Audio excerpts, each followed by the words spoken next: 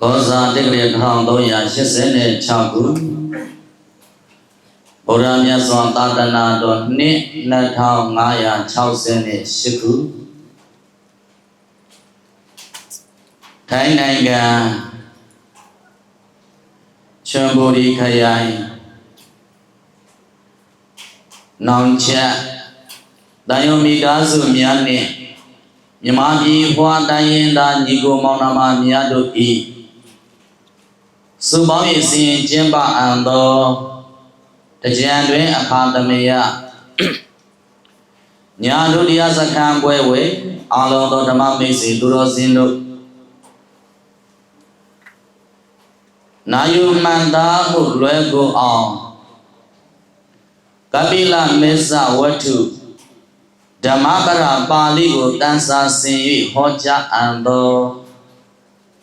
ချမ်းသာအောင်မဲနေတော့မယ်ဆိုတဲ့တရားဓမ္မဖြင့်ယေရှုဆက်ဟောကြားပေးပါမယ်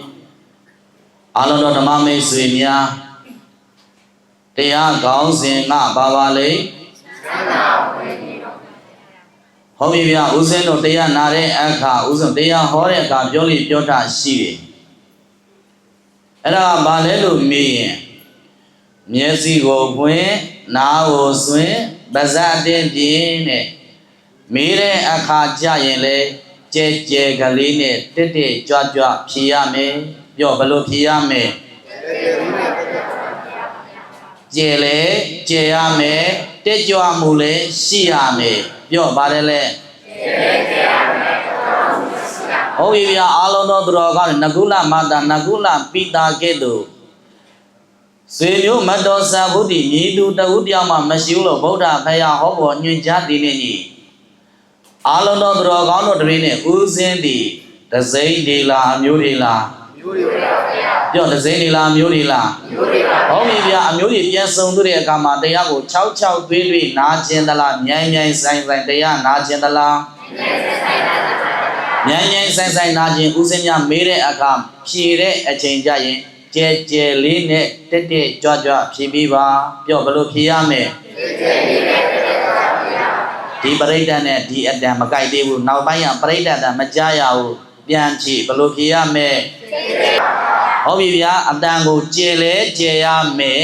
မြိုင်လဲမြိုင်ရမယ်ပြန်ပြောကြည့်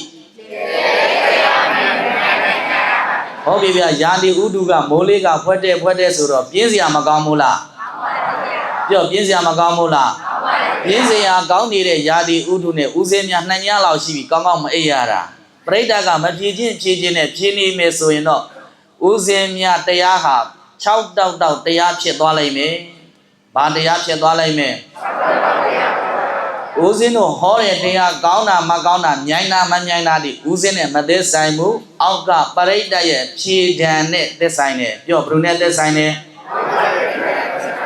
ဒါဆိုအောက်ကပရိဒတ်ကတရားကိုဘယ်လိုတရားနာကျင်တာလဲ66တွေ့လားမြိုင်ဆိုင်လား